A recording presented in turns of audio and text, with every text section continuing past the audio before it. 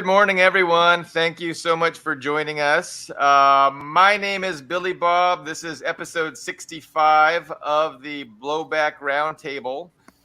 We have a great show lined up, a lot of people to introduce. So I've got Ben Toth from Page Hungary on my left, Carlo Parcelli from Washington, D.C. on my right. Greg Rosen, I forgot to ask you where you are streaming from. Chicago. All right. So he's one of our two special guests this morning. Justin Podur should be joining us hopefully later in the show.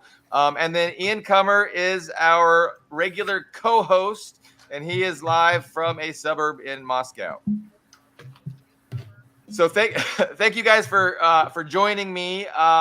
So our title this morning is entitled Moscow Terror, Gaza Ceasefire.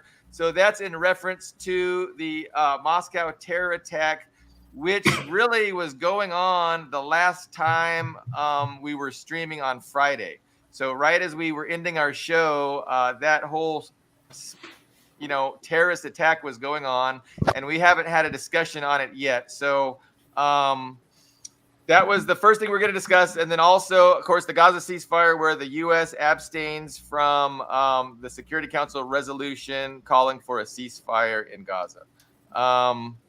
Ian, you're there on Moscow. We did talk about it Sunday, but that was not part of our program. That was like a different kind of live stream. So can you just tell us a little bit about, put in context that terror attack for us? Yes. So on Friday night, there was a concert by the Russian band Picnic in a suburb outside Moscow at Crocus City Hall, which is a big shopping mall with a concert hall in it. And right before the show started, some gunmen basically forced their way. It was just a brute force attack. They didn't sneak in. They just shot their way in. Killed as many people as they could, and then fled. But however, they were 4 of them who were apprehended in their vehicle as they were heading through Bryansk to the Ukrainian border. And there was, last I checked, I think that might have actually changed today, and I haven't seen those recent updates, but it was 11 or more. Actually, no, it was initially 11, then they arrested several more as suspected of having a role in it due to the car. So there's a whole ring of people. It wasn't just the shooters who directly participated in it. It was a whole ring of people. And there were arrests and failed attacks before this. And there were some failed attacks after this, too. So it's not an isolated incident by any stretch of the imagination. So how is it being covered in the Western media versus the Russian media? Can I lead up a bit on the context when it comes to the dates? I think there's some peculiarity already there because, now we know that she's called Victoria Nuland, was resigned on March the 5th, right? That was the State Department memo. March the 7th was the advisory issued by US, UK, and I think Australia for 48 hours. Don't go to crowded places, including concert halls. That was in there, March 7th. March 8th, and that was for 48-hour advisory. March 8th was the big Shaman, patriotic concert. Shaman, the Yaruski, he does the rendition of the national anthem. He's, I think, the biggest star in Russia, where there were armed guards and nothing happened, right? That was the next day. And then a bunch of weeks later, March, 22 was Friday night? I'm not sure, but anyway, that's when it happened. And immediately, like within hours, from the US, from the UK, especially, these are the two hottest. We have ISIS Khorasan, basically the little variety that's in Afghanistan and the Central Asian republics, which kind of fits because the 4 guys captured were Tajiks, I think. But immediately, Ukraine had nothing to do with it. Within hours, there was no investigation, no evidence yet. Maria Zakharova said, "You don't know who killed the Kennedys, but it wasn't Ukraine. How do you know this?" And immediately, like the Russian media diverged from the West. The West went pretty insane. Like, he's trying to blame, even though he admitted that it's Islamists, he's trying to blame Ukraine. And right now we even have the top heads, which is Patrushev, the head of National Defense, National Council, something like that.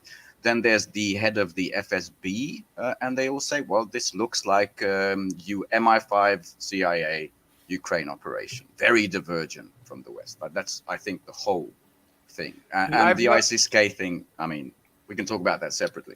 Two other things, MI6. And the other thing is the escape to Bryansk. People see it as the Russians weren't handy on that. Actually, weren't involved in that. Actually, they were following the Renault, the white Renault, all the way down. And when they realized it was going to Ukraine, they stopped it. You're right. And hauled the guys in. So they weren't fooled by it. They wanted to find out where it was going. Yeah. Yeah, they were making phone calls. They were ditching the guns. This was an obvious. Right, they ditched the guns, right? I want to point out the Western statements. They were very March 7th. What's that? And they start. I mean, I think we should point out it started March 7th. Those weird, double tap on that. The embassy. The travel advisory for US UK. Yeah, March 7th, exactly. Yeah.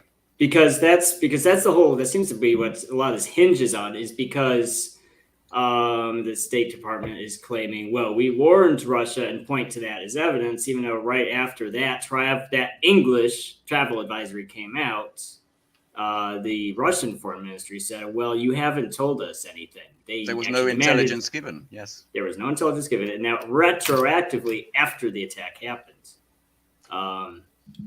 is when they're claiming, oh, we did give you intelligence. The West is not claiming that Ukraine didn't do it, right? If you look at the statements, all the statements clearly say there is no evidence that Ukraine did it. I mean, they imply that Ukraine didn't do it, but they don't say that. So they're just very careful with how they word the statement, and it's always there is no evidence. And then the big spin in the U.S. is the big story. You have a terror attack that kills 130 people. Obviously, Ukraine and CIA involvement. I mean, who could deny it? I am certain, for whatever that's worth, that that's the reality. And then the story in the West is Putin wanting to blame Ukraine, to escalate the situation. That's the story. Like, the story isn't that the West, did this awful terror attack that killed 130 people. The story is evil Putin wants to take this and use it as an escalation. But that's the Western spin, basically. Yeah. So in Russia, are they?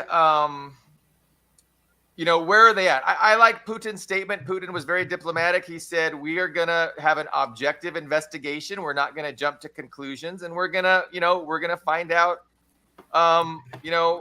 we're going to let the investigation take its course, and we're going to find out who was responsible. I don't think they've made a determination yet. Right, Ian? Right now, I mean, for the reason that's where they were headed, because there's no other because right. Well, that's kind of evident. Yeah, it is evidence, because if you escape, it doesn't even if it's an unfriendly country, if terrorists escape across the border, then it's expected that government, even if it's not on good terms with the country that the attack took place, they would still send those guys back. But Ukraine's probably the one country in the world where they can just say, well, no, we're not. And they've done that before. There's been, and the Western media used to report it. It was there was a 2019 Independent article, which is now one of the big cheerleaders, of course, for Ukraine. But back then, they were pointing out how the SBU and the Ukrainian government was notorious for being easy to buy off, with fake passports and just basically being a terrorism hub. And they had a pattern of ISIS guys going to Ukraine and not being extradited to Russia to face charges. So it's this pattern of them using Ukraine even before all this started. I definitely want to ask Greg his overall thoughts. And before I do, I want to make one more point. General Milley, didn't General Milley in a Washington Times article, wasn't he quoted as saying We need to engage in some operations behind Russians' lines and make every Russian afraid that they're going to have their throat slit when they're sleeping at night. Something to that effect. Yep. Yes, both Milley and Newland have made statements like that. Oh, Newland's, what do you call them? What was the word? Nasty surprises. Yes. Just before she resigned. Interesting. I mean, what I've been struck by is the head of this ISIS branch. His history is very intertwined with the U.S. Oh, the branch or the actual four Tajik people? Or the ISIS no, not branch the four Tajiks, the guy who heads the branch. Yeah. Tell us The tell us about him. branch, Yeah, the go ahead, entire go ISIS. to Yeah, detail. Curacao. I saw Mark Sloboda do a little talk on it. I don't remember. Maybe one of you guys have access I saw to his it, yeah. details. You saw that too. With Rachel Blevins. I think that's the one you mean. That was a good He little did a talk. few on Sputnik. Yeah, I saw. So a lot of So links with Western intelligence, obviously, is the implication of what Yeah, you're saying. working for Yeah. us in Afghanistan, right?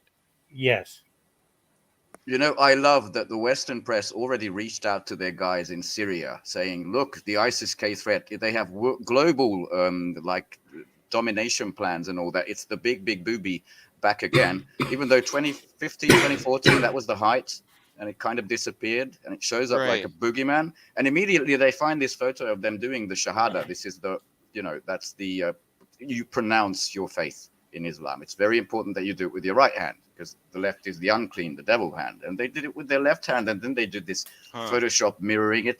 And then there's, I think I heard before the show that, Greg, you have a background in psychology, clinical psychology? Yeah. I mean, if you're an actual jihadi terrorist, isn't the payoff going to heaven to the virgins? Right, yeah, I've heard in all that commentary that these guys don't fit any of the normal kind of patterns and stereotypes. They ran and immediately admitted, I think, for this whole thing was for $5,000. I mean, yeah, low paid hitmen. Very, very low paid amateur, because I think there was 6,000 people at this concert. I think the death count is 139 at present, the latest I know. It's still horrible, and another 100 wounded, but around 5,000, more than 5,000 got out, thank God. Yeah, but psychologically, it doesn't make sense. ISIS has been a proxy force of Western imperialism since Syria. It was really created in order to destabilize Syria. Mm-hmm. And but yeah, I mean, these guys weren't Islamic radicals. They didn't they weren't doing it because Russia isn't an Islamic state. They did it for money. So the question is, who paid them? And how, these are the nasty tricks that, Western imperialism, of course, does. How do you defend against that when you have people that are willing, like what kind of person is willing to do that? Now, I'm sure $5,000 is a lot of money, US dollars is a lot of money for a Tajik, but it's not that much money. I mean, It's not 130 lives worth of money. But how do you defend against that when you have people that are willing to engage in activities like that for just, that's nothing, to a billionaire that is willing to pay that out. It reminds me of that guy in the turn of the century during the robber barons. Gould was his last name, and he has this comment. He's like, Jay Gould. Yeah, Jay Gould. Stephen Jay? Or just Jay Gould? I remember Stephen Jay Gould. And basically he said, it's easy to destroy the working class. It's easy for us wealthy elites to control everything because we'll just pay half the working class to kill the other half. Mm-hmm. And so that's the obstacles that, we have to overcome that. And it's demoralizing to think that you've got people out there that are willing to engage in these kinds of things for nothing, for $5,000. Spanish Fob says, 500K rubles. Okay, 500,000. So it's about a little over $6,000, probably. Yeah, I think it's important to pursue, if we can, Greg's information about I'm sorry, I had some notes and I lost them. That's my thing. But this guy who was basically behind the attack was also connected with ISIS and the CIA. I think that's extremely important to pursue because that involves the CIA.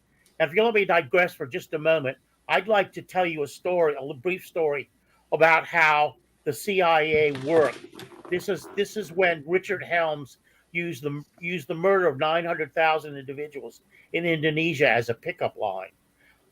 We used to have a customer at our store, and she was friends with Kathy Kadane. And I don't know if you're familiar with that name, but she was a journalist who broke the story, was published in the New York Times, that the CIA was intimately involved in the murder of the 900,000 people in Indonesia when Suharto took power.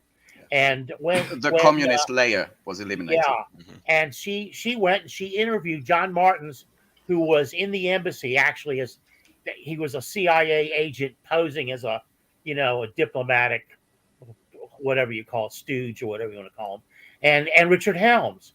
And so Martins is famous for saying, I think we have blood on our hands. But she took Richard Helms out for drinks to interview him. And she got him a little tipsy. And so he started to brag about the fact that they'd murdered 900,000 because he wanted to sleep with Kathy Kadane. It's a pickup line for him. Yeah. And so as a pickup line, he used the murder of 900,000 people as a pickup line, like it made him a big man. And I've seen that from CIA people living here in Washington for a long time.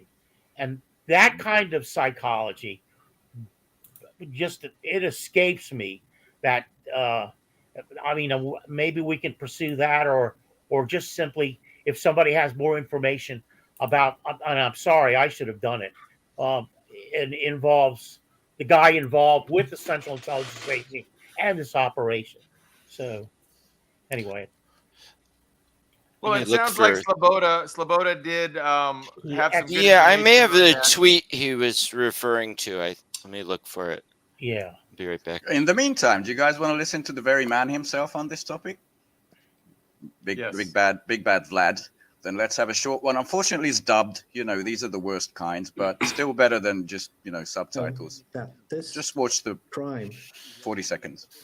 Was committed by radical Islamists, people who are combated around the world. We see that the United States are using their channels to whitewash their satellites and all of those who, according to their statements, have no part in this terrorist attack. And they're saying that it is the banned organization of ISIS is fully responsible, but we know who carried out the attack. We are interested in knowing who ordered this attack. That, I think, was the key phrase. And you know what the Western media picked up? The first three words. We know it was radical Islam. That's all they picked up, saying, look, Putin admits it was Islamists. That's it. They didn't listen to a word after that. Go ahead, Greg. Okay, I found it. I can read it. The leader of ISIS-K was a contractor at Bagram, then worked security for drug lord Rashid Dostrum, a top CIA proxy. He later worked for Amrullah Saleh, chief of the NDS, literally the CIA's right-hand man in Afghanistan. It's right there on this Wikipedia page. This is Seth Harp on Twitter. Oh, that's the wow. So yeah, July they're countryless, aren't they? These pawns of the Central Intelligence Agency. They're just wherever they needed, whatever you need them for. So, when the U.S. left Afghanistan, they put in place this Wahhabist proxy in order to destabilize it, to make sure that China and Russia couldn't come in and develop the country and turn Afghanistan into a functioning society that is allied with these countries that the U.S. wants to destroy, like Russia and China. And so that's the purpose of Islamic State Khorasan, is to destabilize Afghanistan, make sure nobody is going to invest in developing infrastructure, developing their society, and making it a decent place. And so, you know, it's just the basic premise that the U.S., you know, if they can't rule it, they're going to destroy it. And that's just the not approach. an honorable loser. I mean, we took all their money, put them under sanctions, and now this. Yeah. And they immediately, I think, upended the poppy fields. Sorry, no hero in trade left. And our puppet fled with, was it billions or just hundreds of millions? On Ashraf Ghani, I know it didn't fit. He had to leave some on the tarmac. I know it didn't fit. Plane. Jesus Christ. And like a month before that, he was sitting in the comfy chair next to the fireplace in the White House, and Biden was assuring him, we'll be with you for as long as it takes. I don't know if those are the actual words, but there's some symmetry there, I think you can appreciate. Well, one of the odd things about that is that he himself accused the U.S. government several times of actually being behind ISIS-K and actually airlifting these guys in from other combat zones. So that was coming from our own pro-Western government, puppet government in Afghanistan. And there we have to remember there's that very weird terrorist attack at the Kabul airport that killed 13 U.S. Marines and dozens of other people. Because it didn't really make any sense to, you know, why do you fight and die to attack someone who's already leaving? It wasn't really... it's not a sensible thing to do unless the goal is just to destabilize the region after the U.S. left. So that's been kind of and of course that was back in 2021 when ISIS as a whole had largely collapsed, but then suddenly it was all in the news again. Mm-hmm. It's like, oh, they're back. That was their last big comeback. Was after and then the first one of the Israel war was against Iran, right? Suddenly they were there. They're all Maria Zakharova. One of her first statements, the Russian Foreign Ministry spokeswoman, not spokesperson. I think it was like, interestingly, ISIS, all varieties, they always attack the enemies of the U.S. Like a curiosity. She's a quippy woman. I love how she does this diplomatically. Were these the people that did the big terror attack in Iran that killed like over 100 civilians? Yeah, the Soleimani commemoration.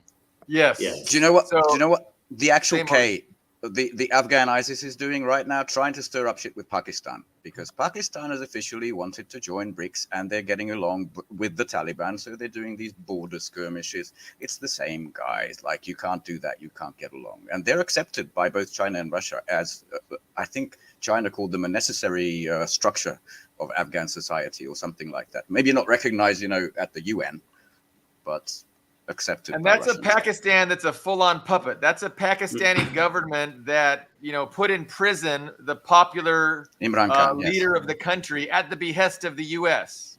Yeah. And even them, they understand their position that they can't just go all in with the U.S. So they're trying to play nice and do a little bit of furthering their own national interests. And even that is too much for the West. So they're destabilizing using terrorism and ISIS. You mentioned Zakharova. That reminded me of, I saw the long interview with, who was that young man that interviewed her just yesterday? He's friends with Jackson Hinkle. Hinkle, the American young Hinkle communist. Had a nice sit-down interview with her. It was pretty interesting. I watched the whole thing. Check it out. But it was, a very one-on-one interview with Zakharova for a good over half hour. I didn't know she spoke really, really good English. Yeah, she lived in New York for a few years when she was the ambassador, with the attaché to the UN. Yeah. So, any other thoughts on the Moscow terror attack? We've addressed it a bit, but we can continue or move on. I just want to add one thing. Go ahead. And this is just, I forgot that the way I know that Kathy Kadane said these things was at the behest of our customer, who was a friend of hers. She came by the store and regaled Rosalie and I with the stories behind her New York Times. So that's firsthand information. So it's one of the perks of living in Washington. I know they say that Washington is Hollywood for ugly people, but there is some benefit to living here. So It's as firsthand as it gets. I just want to add, in conclusion to this topic, that I think it's blatant to every Russian. It is blatant to me that this was trying to stir up some instability, some ethnic hatred, even if it can't be done under, I think, the planned occasion, which was in the middle of elections. Then let's just do it later. And I love that one of the first pronunciations I saw from Russia was Ramzan Kadyrov, the head of Chechnya, where 95% voted for Putin or something like that, saying you cannot tear us apart. There's a lot of Muslims, there's a lot of Buddhists, there's a lot of Pravoslav, meaning Orthodox Christians in Russia, and do not let the people tear us apart. And I think, beautiful sign of unity. And there's this guy, I think, completely Russian at this point. I don't know where he's from. He's called Jacob Charity. And he lives in Moscow, and he shared on Twitter X these lines of people donating blood, and according to him, there's around 6,000 people donating 2,000 liters of blood within the first day. That was Russia's response, as well as not just the embassies, but in Russia, these enormous memorials with flowers, with teddy bears. They already did a beautiful song about it, not just shaman, but like a quartet, not a quartet, but, the all-stars of Russia. And some really beautiful things came out of this horrific tragedy. And one more thing, the two young people, teenagers, who were just on the job, mending, putting the coats back in the thing, and they led like hundreds of people to safety.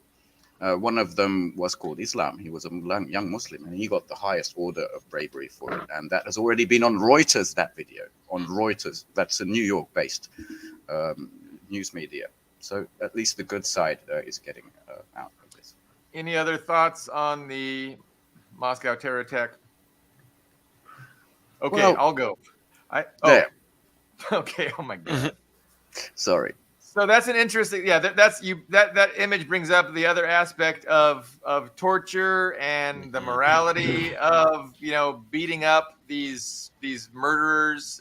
It's an interesting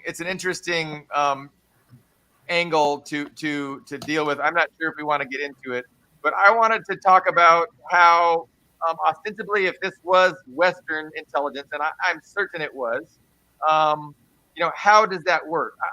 And my thinking is that it works in such a way that most people that work for the CIA they have plausible deniability. Like they really it's like a very insulated cell within the deep state that can operate with these kinds of black ops. And so everybody else can honestly say, no, that's not us. Like, I'm CIA. We don't do that. And so they have, a real deniability. And that's how these operations are run. Yeah. The okay is given at the very top, but, Biden might not even know.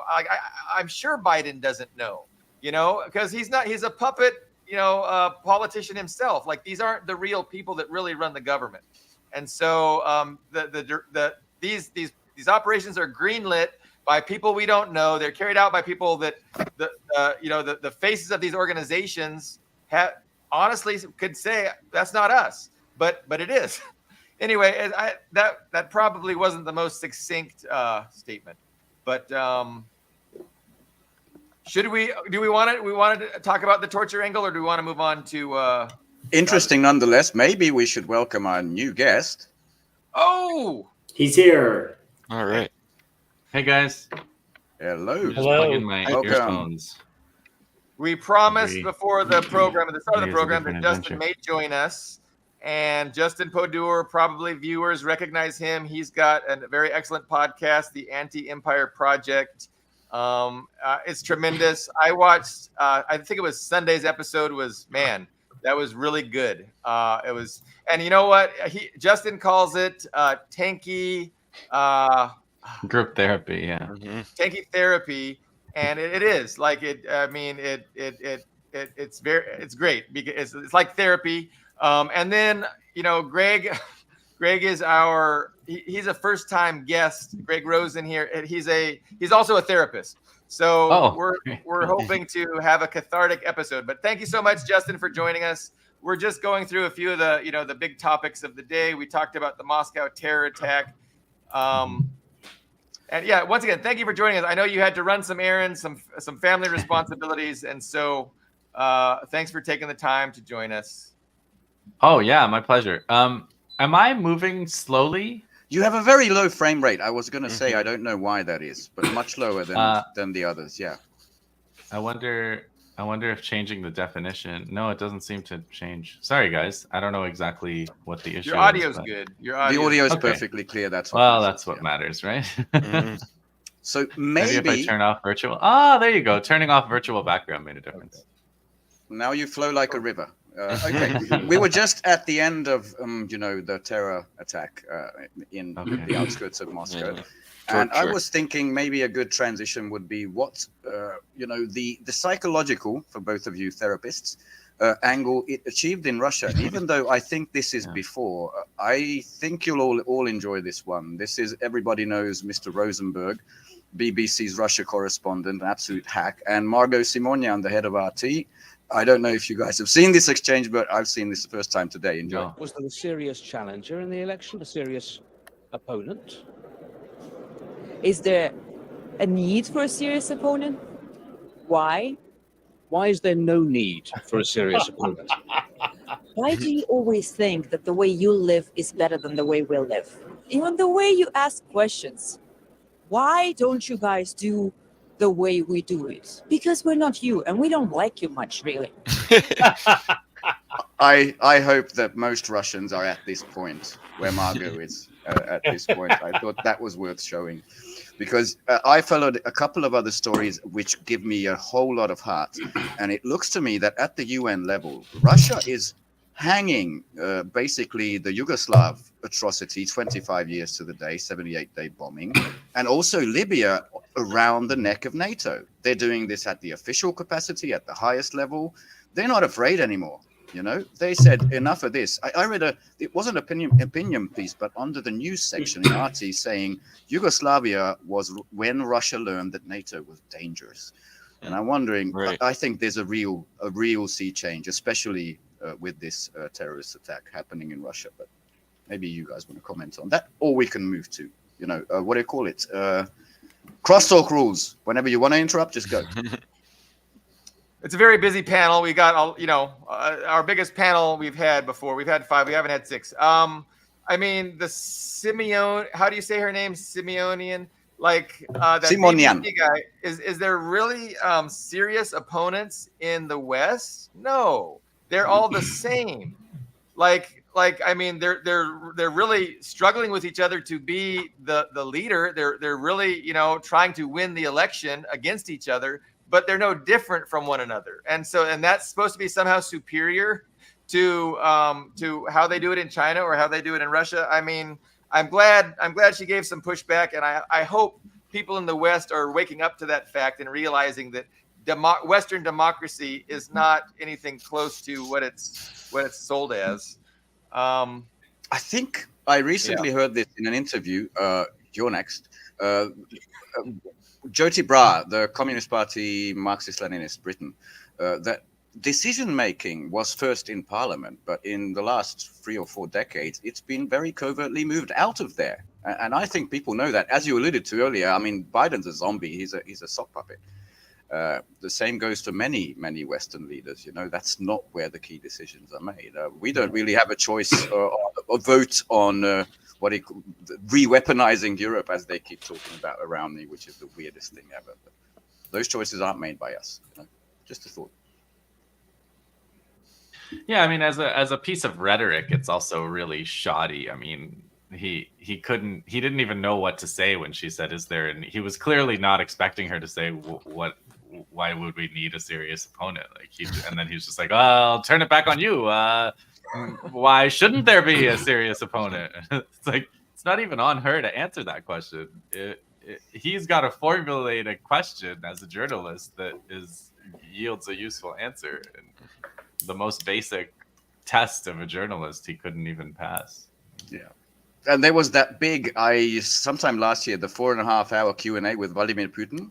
And Rosenberg was in there in the audience, and he couldn't get a question in. Yeah, I mean, I remember Putin, I saw probably at the beginning of the Russia-Ukraine war. It was a couple of years ago, but it was a clip from much longer before, and Western journalists were asking Putin a bunch of questions, and he was just so like tired, and he was just like, I don't know how to talk to you people anymore, right? And I think I remember he this one. said almost those exact words. And then I remember later on, Lavrov said something like, "You know what, man? Like, you're gonna write what you want anyway, so it doesn't even really matter what I answer." They need to up their game to the Lukashenko level, like my favorite interview of all time when he Yeah, savages so that BBC. Yeah. Oh, you're upset. The key phrase.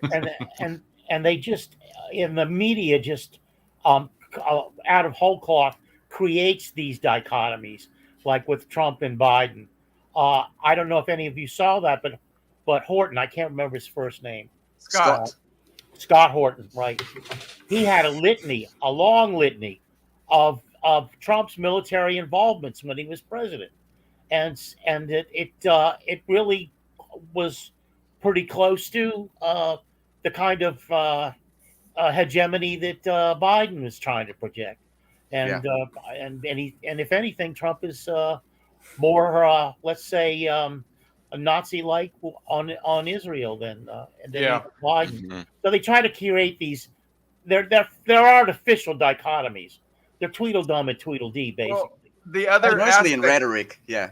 Yeah. I didn't start any new wars, but I dropped just as many bombs and I killed Soleimani, but I didn't start any. Yeah. Besides the fact that there's no difference, there's very, very, very little difference between the acceptable candidates that we end up being allowed to vote for, is the fact that when they get in office, they don't have any power. They're not the ones deciding policy. Trump ostensibly wanted to do some things and he wasn't able to. He wanted to be friends with Russia. He wasn't able to. He wanted to maybe negotiate a North Korea, South Korea peace. He wasn't able to. And maybe that was just rhetoric. Pull out of Syria, Afghanistan. What's that? Tried to pull out of Syria and Afghanistan. Yeah, and he was blocked, perhaps. There's, a lot of Trump people, anti-Trump people, are going to push back on what he really wanted to do. But he did give some good rhetoric, and he's been solid and consistent about wanting to be friends with Russia. That wanting to improve relations with Russia. So,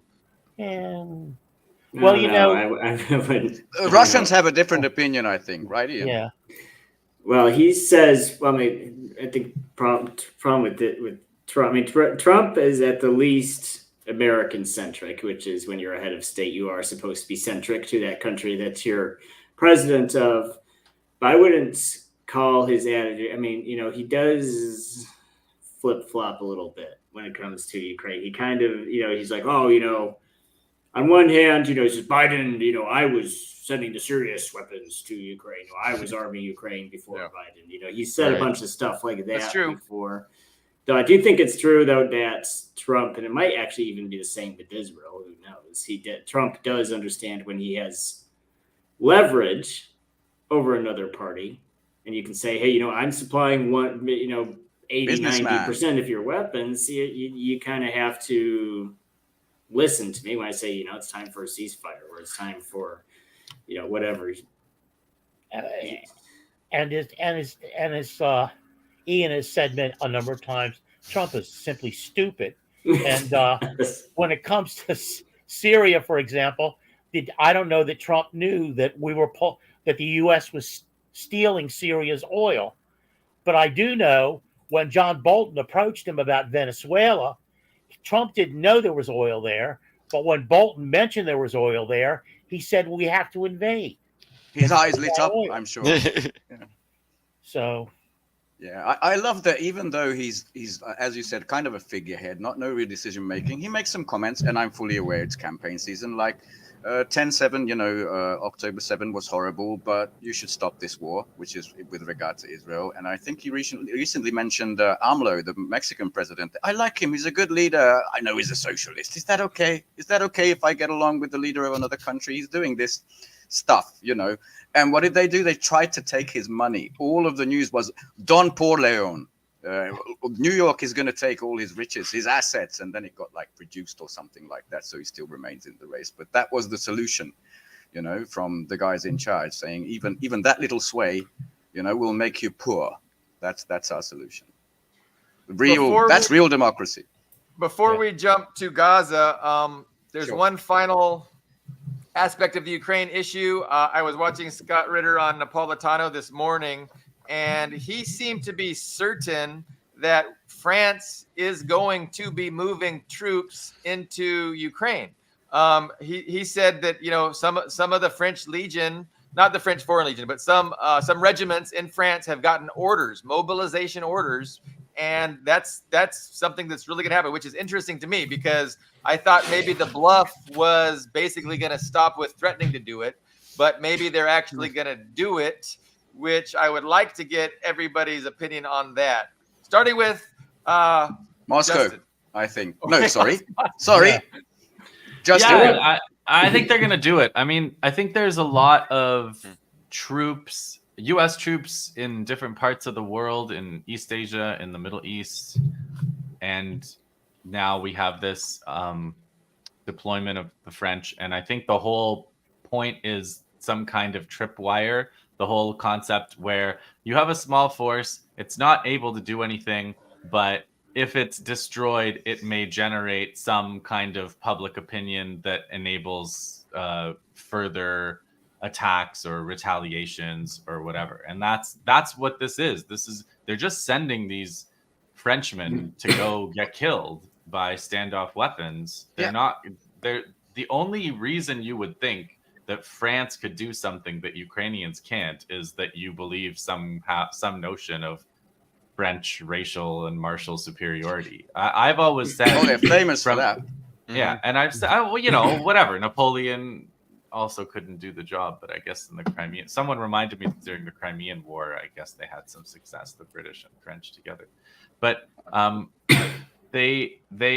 I've been trying to say this whole time that Ukrainian soldiers, in terms of fighting Russians, are better than Western soldiers. You're not going to improve on the performance of what Ukraine was able to do.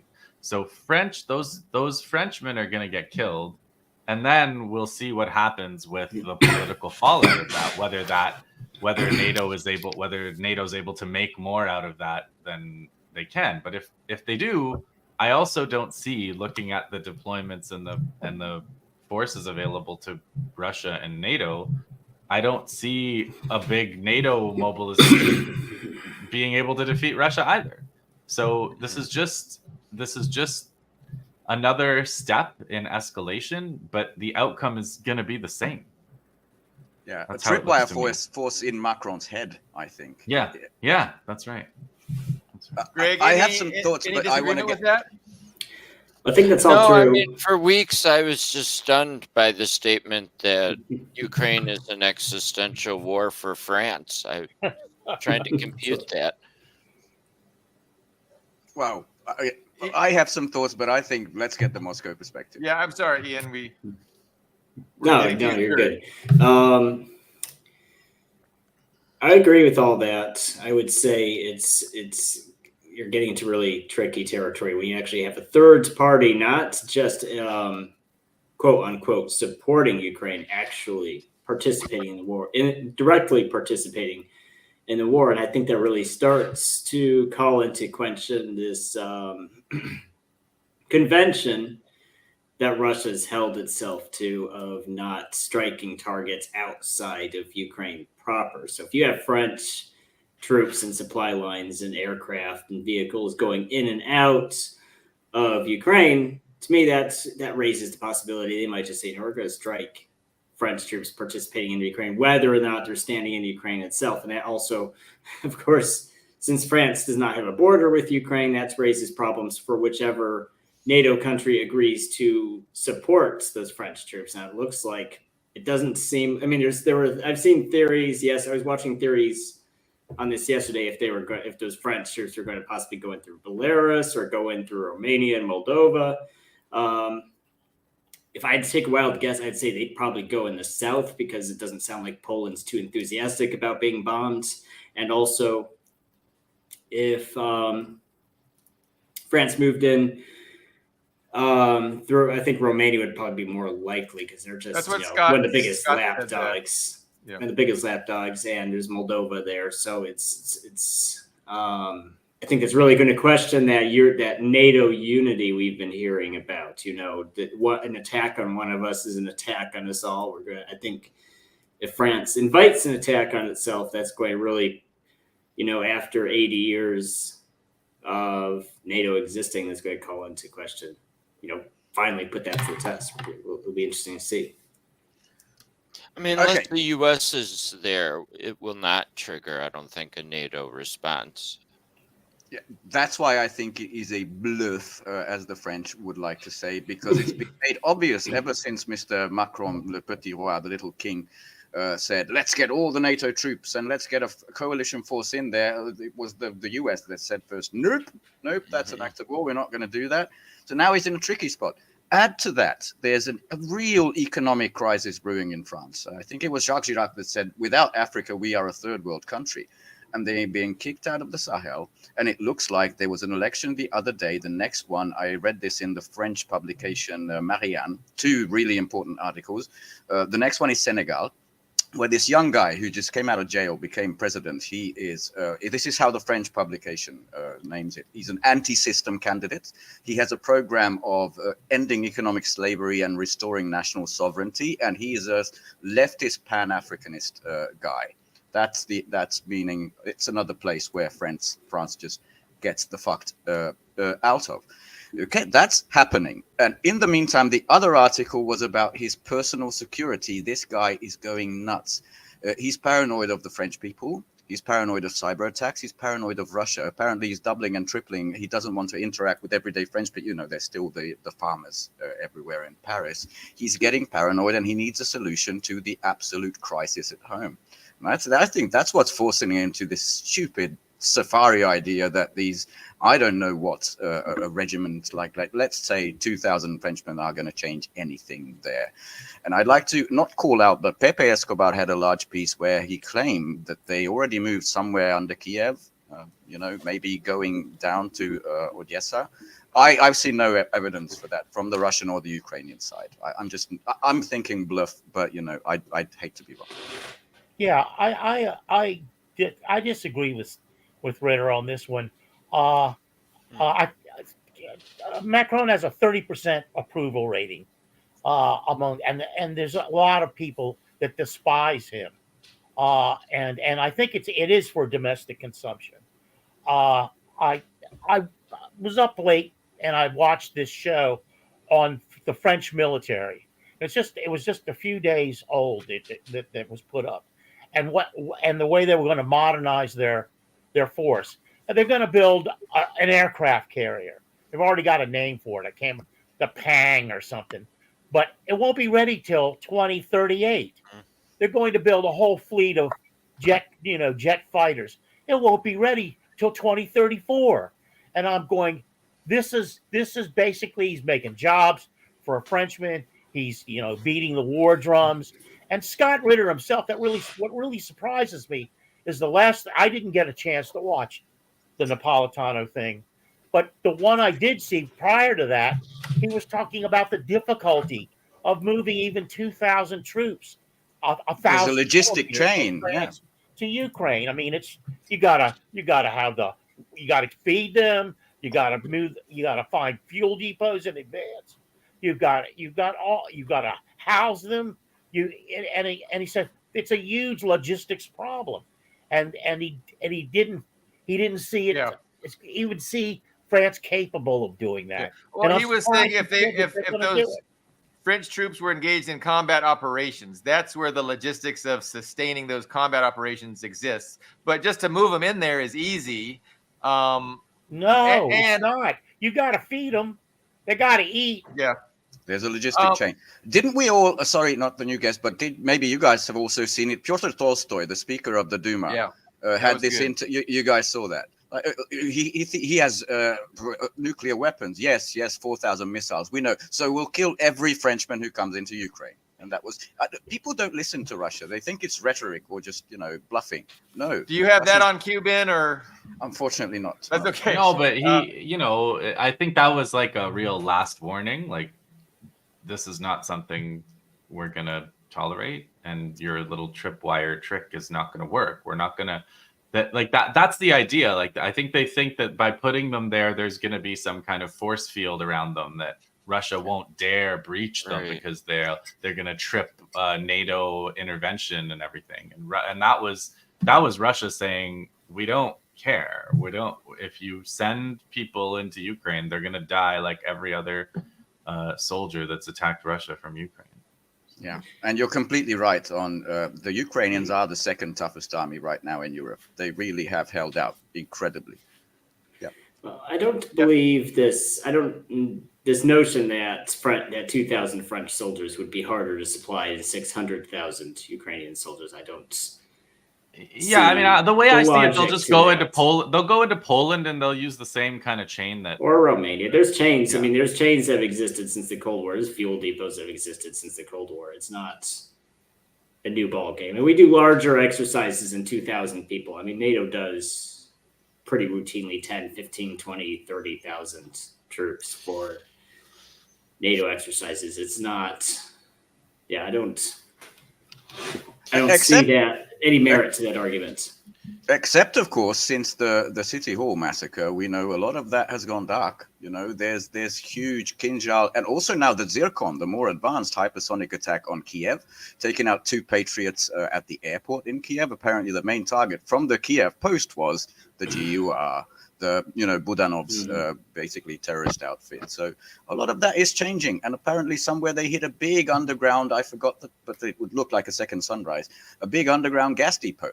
So, 2022, there was some relay stations here and there, some continuity of energy was attacked. But now the sources of energy, I think in, Kharkiv, there was a big thermal energy plant hit. The whole city went dark. There's pictures of it. So a lot of that is changing. Those chains, I don't think they're no longer. I think they're no longer allowed. My alternative title was finally Russia Gets Angry, because it really looks this sea change has affected the war landscape as well. That's just my point of view. So Scott Ritter kind of was suggesting that France's contingent will be to try and entice other countries to also join. So he was saying, the 2,000 French troops will be to entice 60,000 Polish troops to go ahead, not under the auspices of NATO, but just as a coalition of the willing.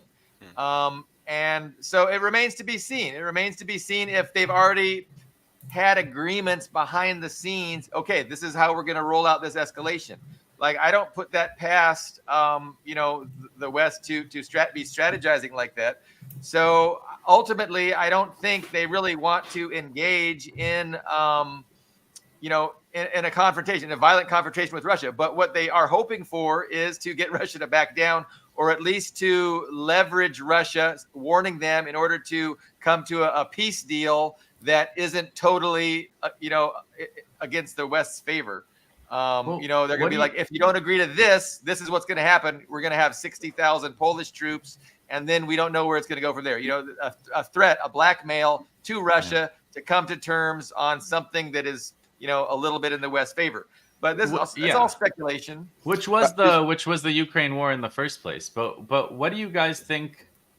What do you guys think of the idea that it's like a kind of a race for Odessa, because they know the Russians are going for Odessa and they want to try to at least salvage Odessa from Russian conquest. That was one of the plans. And who's pushing for it the strongest is Great Britain, because they brought a lot of coastal infrastructure there. They really don't want the Black Sea to become a Russian lake, and that is what it's destined to become.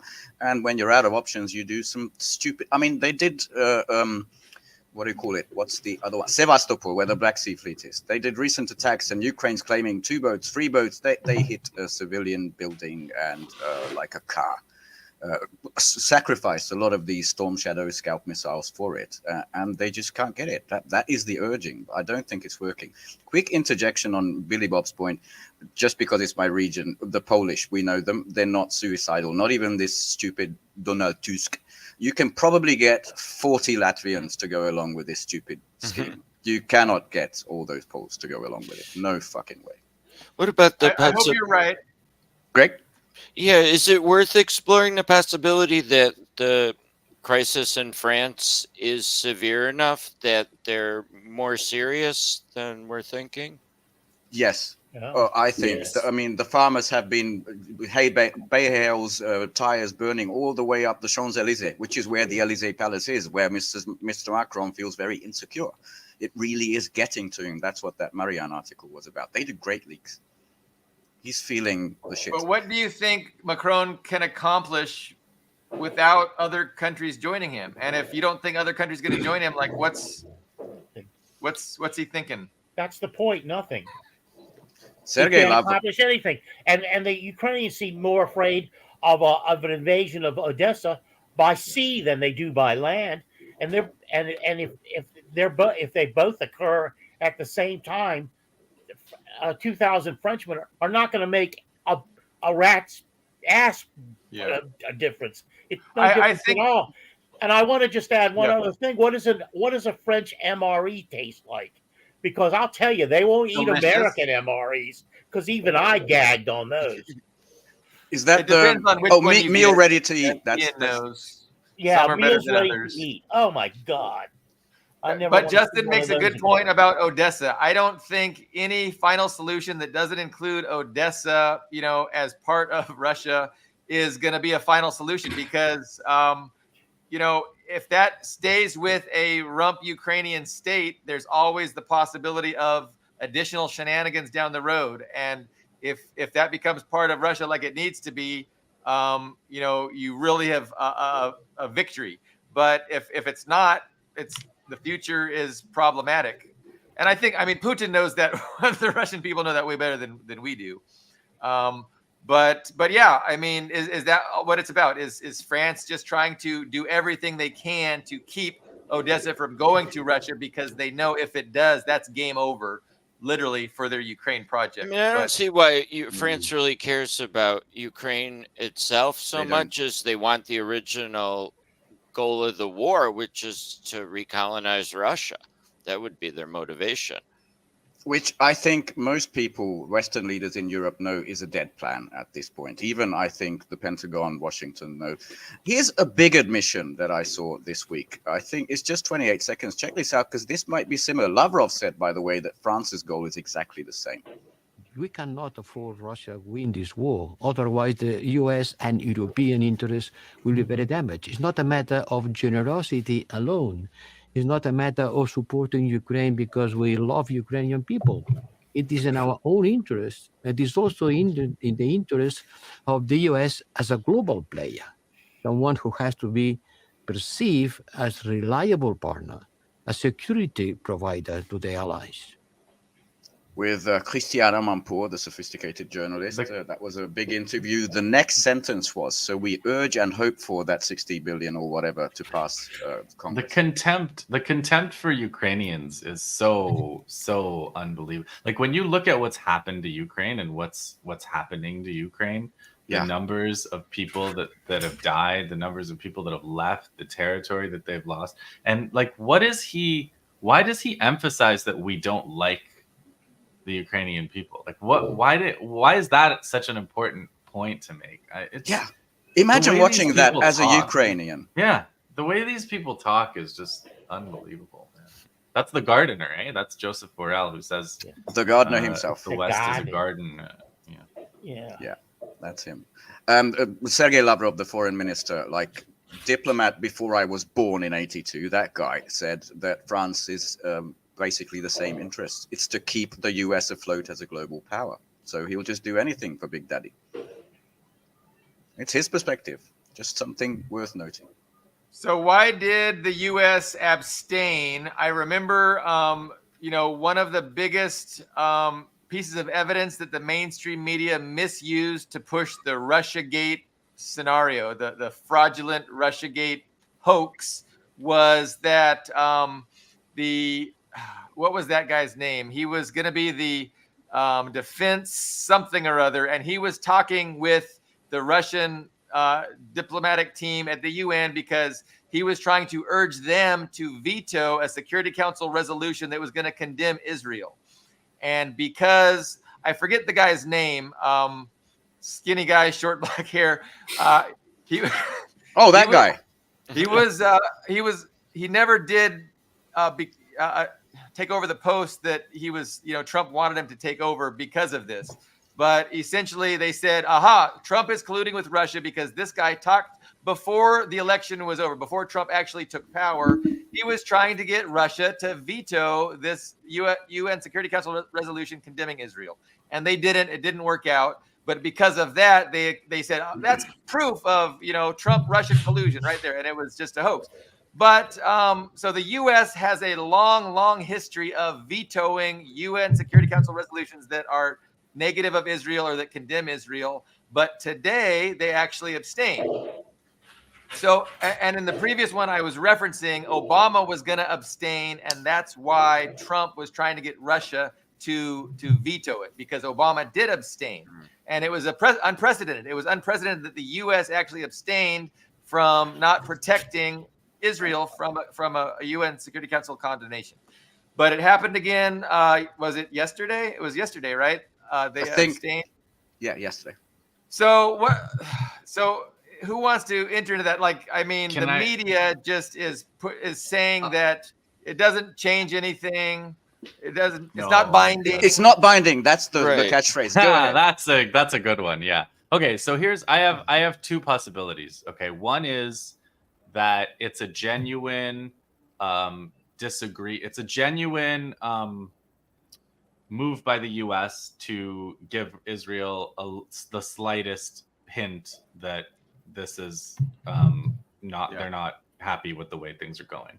And I think that's a real possibility. I believe there's a lot of orchestration. I believe there's a lot of theater to make it look like Biden and Netanyahu don't get along and blah, blah, blah, as if Netanyahu matters, as if 98% of Israel isn't with the genocide of Palestinians. But I think a lot more is made out of that than there is. However, I actually think that a couple of the things that the U.S. has been doing have been, obviously not stopping power to, stopping the flow of weapons to Israel or anything that they could do. But a little bit of I think the Israeli media called it a yellow card, like holding up a yellow card in soccer, right? So I think in the Israeli an official media, warning. Yeah, this is your first little warning, right? We're abstaining from this thing. And then calling it Security Council resolutions are binding. You can't call it non-binding after the fact. That's not how the game works. But that leads to a second possibility, which might be not what they wanted, but what they're going to settle for, which is undermining yet another United Nations international institution and saying, not only can we veto, but even if we don't veto, we can declare after the fact that it's non-binding. We're not bound. Israel and the U.S. are not bound by any international law, any international institutions, etc. So those are the two things that I see, and they could both be true in some sense. But the only other possibility, which I don't think is likely, is that they're starting a process by which it can make it look like Israel was forced to stop when in fact they have to stop for their own reasons. So the costs that's an are getting interesting too angle. high. The military and economic costs are getting too high, but Netanyahu doesn't want to ever say that. So he's going to say, oh, the Americans forced me, and create that kind of narrative. And this could be the first step on that chain. Those are the three things that I see. I would like to add a fourth to that great analysis. I would just say the only reason why Biden cares about putting a little bit of pressure on Israel is strictly for domestic electoral purposes. It's bad. He's getting really bad PR. And because of that, that's the only reason he's unhappy with genocide. He would be all fine if the U.S. people were on his side and really were brainwashed into supporting Israel. And we haven't had over my lifetime a huge change in public opinion. Oh, Biden would be all for the genocide. But because it's electorally negative for his chances, that's why he feels he needs to put some pressure on and really look like you kind of did say that, actually, Justin. You did say that. So I wanted to emphasize it. Yeah, you emphasize the point, but basically what you're saying was the TikTok ban is also a solution to this electoral problem, I think, isn't it? Yeah. Because no, it's a that ties in. televised Censorship. For sure. I think it's important to emphasize how isolated, even if they don't give a rat's ass. 14, it was a unanimous 14 votes for this ceasefire, even though Russia tried to get in like permanent ceasefire and they were blocked. 14 nations, and the one abstention was the US, Linda Thomas Greenfield, right? And immediately afterward, Netanyahu threw a tantrum. He canceled the delegation to the US and immediately said, we are not going to obey by this. Vasilina Benzia, the permanent representative of Russia, said, I don't think the US read the charter. What is settled by the Security Council is international law. It can be enforced by UN peacekeepers. It can be enforced by sanctions. You should be more careful with these sorts of things when you say non-binding. This is not the UNGA, you know, where the anti-Nazi, the Russian initiative always gets shot down by a couple of countries, you know. But as the U.S. loses control of these international institutions, they're just like Justin said, they are keen to let them burn. Let them burn. Maybe that is the perspective. I have two questions for everyone. The first question is Richard Medhurst and myself and others have been saying that this pier that Biden wants to build is actually a plan to be used to depopulate Gaza from Palestinians to just basically get them moving on ships and start shipping them out. And the other question is, Alistair Crook made a very interesting remark, a set of remarks actually, the other day. He talked about young Israelis being their alignment with the Christian right here in America, and he used the terms apocalyptic and eschatological over and over again to talk about the way they're pursuing the Palestinians. And I just like to get people's opinion on both those subjects, the depopulation and the move to the right of young Israelis, as Crook pointed out. So, anybody? If you watched Ilan Pape on the Electronic Intifada live stream last Wednesday, he was talking about, he did a study apparently in 1999 of the Israeli school textbooks and socialization and curricula. And he predicted, he said, that this was going to be the worst generation of Israelis that we've ever seen. And he basically said, now here we are. So yeah, like young Israelis have been educated in a system that is supremacist, racist, beyond belief, and that's why they're able to commit these acts of utter heinous genocide in Gaza right now. On the depopulation thing, it could be a plan. There's always plans, but I don't think it's a workable plan, because wherever you really need, the Israelis have had this experience where whenever they stay in one place for an extended period of time in Gaza, they come under more and more fire. Their armor starts getting hit by these rocket-propelled grenades, their mines, their ambushes. So they're not able to really stay and occupy. They're kind of followed this pattern where they raid and then they try to stay for a while. They come under too much heat and then they withdraw. So they've withdrawn so many times, and I don't see how you can build a pier and start depopulating Gaza if you can't effectively occupy Gaza. So it might be their idea. I think you're right also that because this is also something they've been forced to try to do, maybe because Egypt just has made it a non-starter. They clearly wanted a plan to send them into the Sinai Desert in Egypt. But that would also mean Egypt would have had to agree to let Israel occupy that part of Egypt. They weren't going to let them go there and then become under Egypt's jurisdiction. So Egypt just said, no, we're not doing that. And they've had to, they've tried giving them loans. They've tried forgiving loans. They've sent the IMF, but Egypt still doesn't want to do that.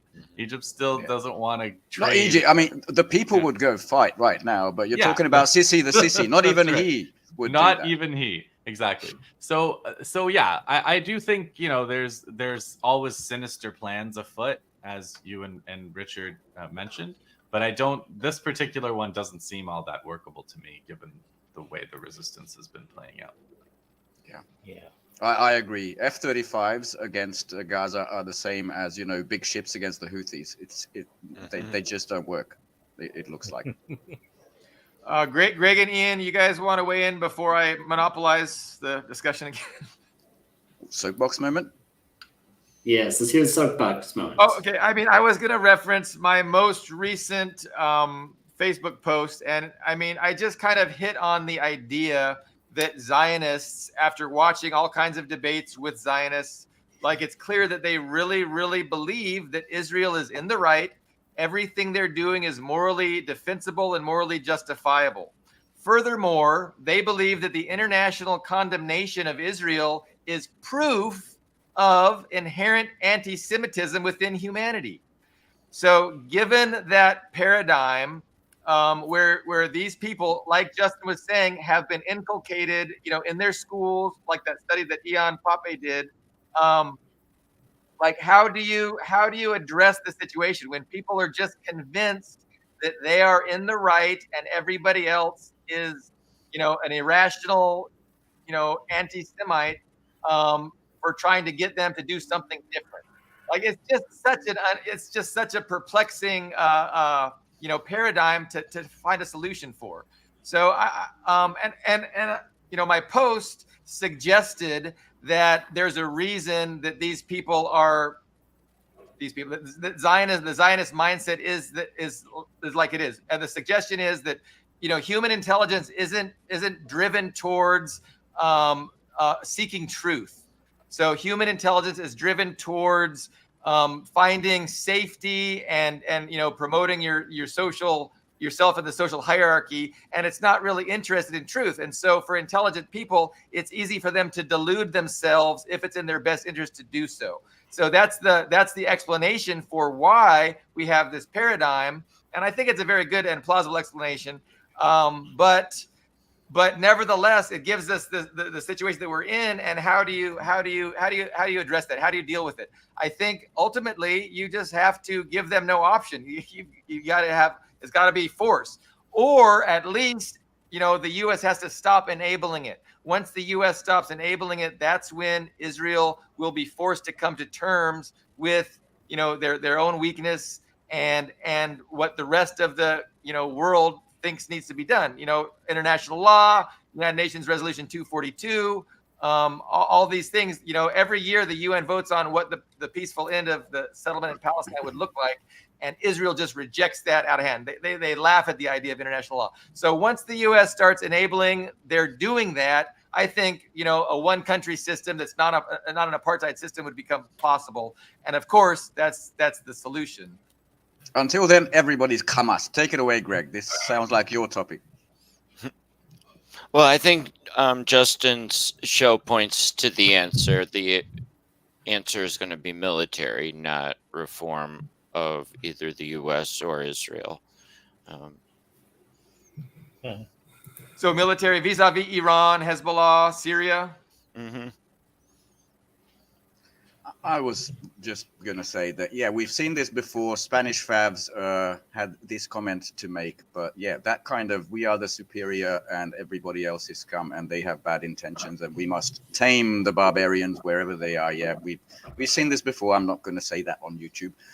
But I'd like to say one more thing. My little country, Hungary, sometimes I pretend that we're this plucky little nation. Everybody thinks I love Orban. I don't. He's basically a little Erdogan, dancing east, dancing west. And in this aspect, we are one of the worst in Europe, like a Christian Zionist country. Like everybody pro-Palestine are thugs and terrorists. It's something that's going to be a mark of shame on Hungary for years to come, is what I wanted to say. There's another little detail that occurred in Israel, and it was actually the New York Times has backed off of these allegations of atrocities by Hamas, and there was a lot of the stuff that appeared in the Times came out of this Deborah Foundation, which is this one woman. I can't remember her name offhand, but she probably basically Deborah. scammed. It's been in the Israeli press, all over the Israeli press. She basically lied and put up false information, and she scammed millions of dollars from donators like Rahm Emanuel, who's now the ambassador to Japan and was close friends with the Obamas, and was in the Obama administration, of course, and that. But now the Israeli press is really become the source of condemning at least this woman's notions or fraud about sexual violence. That's what we're talking. I'm sorry. Yeah. I'm trying to keep. I'm hesitant here, but anyway, is anybody familiar with that? It's interesting. Yeah, well, you're talking about the lady in the New York Times that came out with that story, and she wasn't a reporter. That was her first time even publishing an article. Not so much the Times, but the Deborah Foundation in Israel. Actually, I just mentioned there's an excellent article in the Gray Zone about this. I was going to say the Gray Zone guys picked this apart. Yeah, it might be too different. I'm thinking of a different story entirely. It's possible, and it's not. There's no byline, so it's probably Aaron and Max. So check the Gray Zone for that. They do great work. Highly recommended. Yes, highly recommended. There's also a film. So Christy suggests Praying for Armageddon. It probably, it documents, the Zionist propaganda apparatus that just, creates young Zionists. I mean, extremists. Another one is called, and I can't remember the name, Defamation. It's a documentary called Defamation. I think it's 2014. And it just talks about how, anti-Semitism is always on the increase and things of that nature. But another great documentary on the topic of Zionism. There's a couple others. Al Jazeera's did two called The Lobby. There was one in the UK and one in the US where they had a journalist go undercover and become a part of the campus pro-Israel lobby. And the people who work the lobby out of the Israeli embassy and various pro-Israel groups, they took the guy in and made him a part of their group and told him how they do everything. So it's a pretty amazing piece of two pieces of investigative It was journalism. Sponsored by a mainstream outlet that never ran the piece, right? Yeah, but you can see them on Electronic Intifada. And I think there's a documentary I haven't seen, but it came out this year called Israelism. Have you guys heard of that one? Israelism is about how they take American kids on these trips to Israel and try to make young Americans into pro-Israel, American Jewish students, mostly youths, into pro-Israel activists. Yeah. So. And I watched it. I had a bit of a problem with it. Oh, you saw it? Okay, cool. I didn't see it. Yeah. I mean, at the end, they basically said the answer to this problem is us, the Jews, as if we're, that these Israeli lobby people are running the empire, and all we have to do is change them. Everybody else is a non-player character in this whole drama. Yeah, that's true. Yeah. No, I have a problem with that analysis. And, that the whole Israel wags the U.S. dog analysis, I think, is not accurate, and it needs to be pushed back on. But, I mean, that's a pretty big topic in and of itself. Yeah, it is.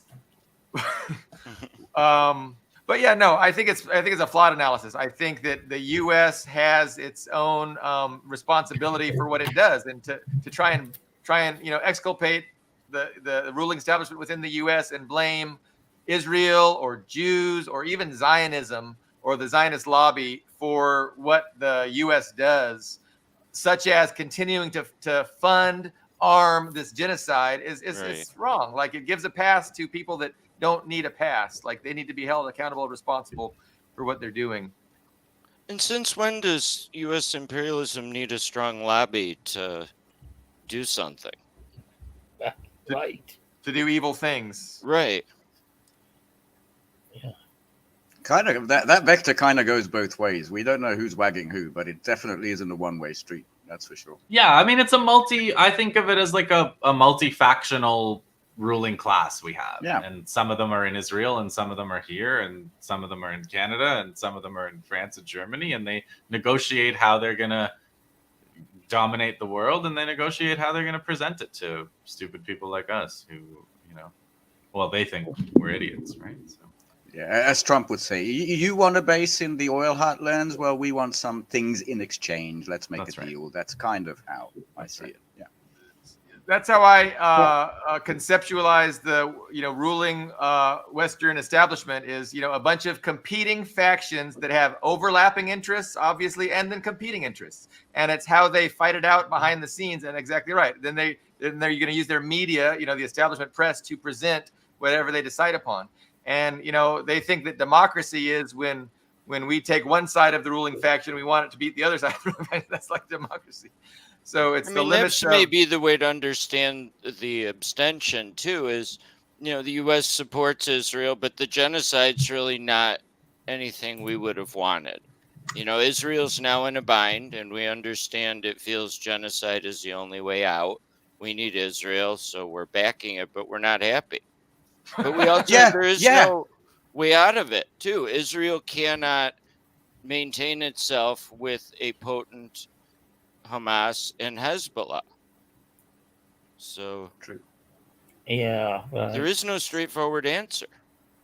And then there's just as a last little thought, the Houthis. They destroyed the British Maritime Empire. They had this big news that they're allowing Russia and China through, and somehow this Chinese ship got attacked, and immediately I went to some maritime source and I found that it was an English ship until January 2024. Then it got bought by a Hong Kong little shell corporation that owns exactly one ship. So they tried this little trickery, and even then that didn't. Can you work. imagine the intelligence capability that that Ansar Allah has to be able to identify? I was going to say there's nothing getting past them. Where is it coming from? But there's also one. Panama. There's one Iranian ship like just sitting there in the Bab el Mandeb. It's just minding its own business. But Ansar Allah has friends as well, not just. Ben, that's an incredible story. I read that last night, and I knew it was bullshit. And I didn't bother doing the investigation that you did. I just knew it was bullshit. And so that is a fucking awesome explanation. I mean, that's that's how pathetic they are. Fucks with their fucking sneaky bullshit. I'm glad. I gotta go. Yeah, I know we're running out of time. Justin, thank you for joining us. Thank you guys. Everybody, check out the Anti-Empire Project. It's tremendous on YouTube. It's been great. It's been great to meet you guys and talk to you guys. Thanks, guys. Great to talk to you too. Okay. Final story of the day, which unfortunately is Simera because they're slimy fucking bastards. I read everywhere that basically Julian Assange won the case. That's not the case. What he got was a reprieve, a little delay, and that sneaky fucking British court is waiting for assurances, basically for his bodily safety, his First Amendment rights, so he won't be killed in the US. They're waiting for US assurances, and then he'll have a chance to appeal again. They just want to wash their own hands of it. So first I was elated. Now I was really, really disgusted. Those are the big news stories. And my heart goes out to the people of Baltimore. I don't think we should cover it or watch that horrible video, but a bridge collapsed and there were cars going on it. It's horrible. Yeah, I've been over that bridge many times. You have? The fortunate part was it occurred at 1:30 in the morning, and they had some advance warning. So if it had happened during rush hour, there would have been not hundreds but thousands of deaths. So yeah, it's shocking how quickly it just came down, and you'd think there would be mechanisms in place to ensure that the big container ship doesn't hit the pylon and goes between the pylons, and it didn't happen. It hit the pylon, and man, that thing just fell so quickly. Apparently, there was a initial collision with another boat, which caused the freighter to. In turn, hit. That's the story I heard this morning. Navigation capacity or something. Yeah, there was multiple steps to that. That's going to be a big headache for commuters trying to get to work for the next year or so. Yeah, several years. That's key bridge, so to speak. Yeah, one of the largest continuous truss structures from the 1970s. I think I read that somewhere. Like a real landmark, if not the longest. 1,000 feet or something. I don't know, Yeah. something like that, or 800 feet collapsed or something like that. It's a long, yeah. So that's it's what it is. I mean, I want to say the Dundalk side of the bridge. If you ever want to see third world America, go to Dundalk. It's really, you'll really be surprised. Is that a what it north-south looks like. bridge? Does it run north-south? It runs no more, well, kind of a little bit toward the north south, but basically east west. So what side to is get the, around to get around the city proper? Yeah, the gun dock is on which side? it's on the what would be the east side. Okay. It's Yeah, well, Baltimore, I mean, it has a little bit of a reputation for some Yeah, it's a poverty pretty- and yeah. Seedy used to be the old word they used. Seedy. You know, when you get to a place like Dundalk and the fanciest buildings or strip clubs, yeah, you know, things are not going all that well for the locals. You know, dirt roads, bridges, wow. old roads that with a bridge over, and they're one lane, so you have to wait for the people on the other side to get through the bridge, which was probably built, 400 years ago. Who knows? Anyway. Well, I was just thinking if we have a combination like this next time, then Billy Bob should be top left, Greg should be in the middle, and then Carlo East Coast. So the top row should be America, and then the two Europeans down there. It would be a perfect symmetry. But yeah, I mean, there's other stories that I don't. I think we run out of time. What do you guys think? Look at Spaz. Look, Spaz is the dog.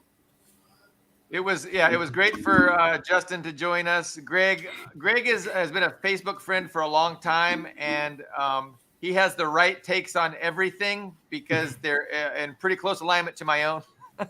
So I'm happy he was able to join us, and we'll definitely have you back, Greg. Great to talk to you. So we got Slug and Spaz. Anything else? We're almost at an hour and a half. Any other issues before we close it out? Final thoughts? The Chinese are hacking everyone. Britain, the US, New Zealand. I don't give a fuck about this story. Well, it's through their electric cars. Their electric cars are just, mobile spies, essentially. And there's different levels of insanity gripping Europe and the United States. That's where I'm at with these stories. And this is the highest number of live viewers I have seen since we started our program. This is our 65th episode. So yeah, I just want to thank everybody for watching. We will be back on Friday. Thanks again, guys. Bye, Spaz. Bye, Slug.